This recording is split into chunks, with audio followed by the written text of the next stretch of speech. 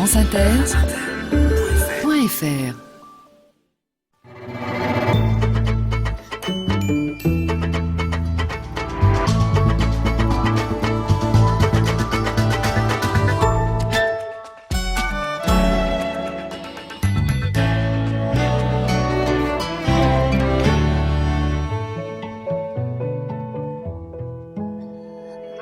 Carnet de campagne, bonjour. Deuxième volet des carnets dans l'Indre. Beau décor rural avec le bois chaud, le préféré de Juliette Gou, notre réalisatrice, la Brenne et la Champagne berrichonne. Châteauroux au centre, entouré de la Châtre, le Blanc et Issoudun, seule ville administrative du département. C'est aux portes de Châteauroux, près de Buzancais, une ferme de famille est en train de se refaire une beauté. C'est l'histoire d'une bande d'amis, d'étudiants pour la plupart, qui se sont lancés dans la rénovation d'une grange de chantier participatif. En chantier participatif, le relais des passages, c'est son nom, a pris corps.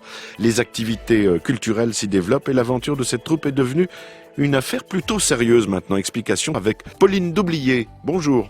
Bonjour. Pauline, j'avais dit un mot il y a une petite année du relais des passages à Pellevoisin, dans le pays de Valençay, parce que je trouvais ce que vous faisiez, vous, groupe de jeunes, retapant depuis 2011 une vieille grange pour en faire une salle de spectacle, que vous aviez un sacré courage, pas de moyens, mais que de l'envie, de la complicité. Le lieu s'appelle le relais des passages, alors j'insiste, des passages, et vous en êtes la présidente, des passages parce que vous êtes un peu des enfants terribles. Oui, c'est un petit peu ça. Et puis en même temps, il y a du passage. Oui, on a choisi ce nom-là parce que le lieu de la ferme dans laquelle on a créé le projet s'appelle Le Relais. Et on aimait bien ce terme parce que ça signifie un lieu d'étape, un lieu dans lequel on peut s'arrêter avant de repartir. Et passage, ça nous évoquait vraiment le côté un peu non conventionnel, un peu fou, qui était notre aventure, et puis aussi ce qui était notre projet, de faire se rencontrer le plus d'univers possible dans ce lieu-là. C'est un lieu de spectacle ou un lieu de travail ? Un petit peu les deux en fait. Donc il y a vraiment le fait que c'est une ferme qui est centrale dans ce projet-là, dans laquelle des gens travaillent, et c'est un lieu dans lequel on organise autant des événements qu'on accueille des résidences d'artistes. Et alors dans les événements, ça m'a amusé parce que sur votre site, on voit l'évolution, le travail, les chantiers participatifs que vous organisez. On vous voit faire les dalles du sol, préparer la scène, et on voit des bals traditionnels. Et je me suis dit, tiens, c'est une manière de réunir tous les publics dans la ferme. Oui, c'est un peu ça qui nous intéresse.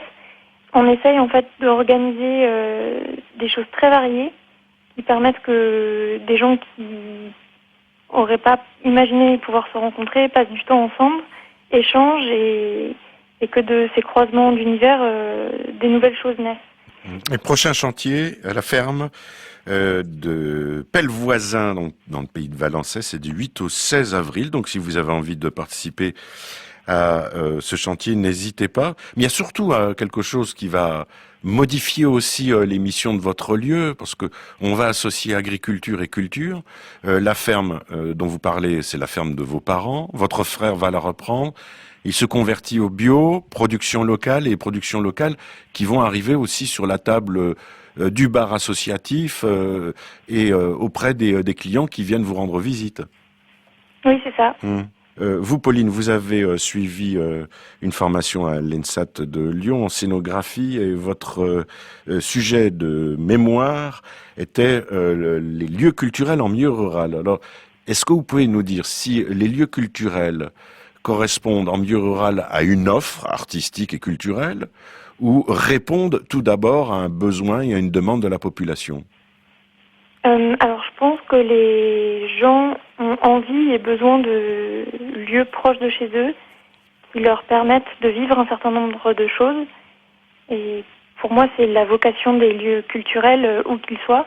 Mais je pense qu'à la campagne, il y a des choses qui sont peut-être impossibles ou plus difficiles à créer et à faire vivre, et que c'est un espace complètement nouveau en fait.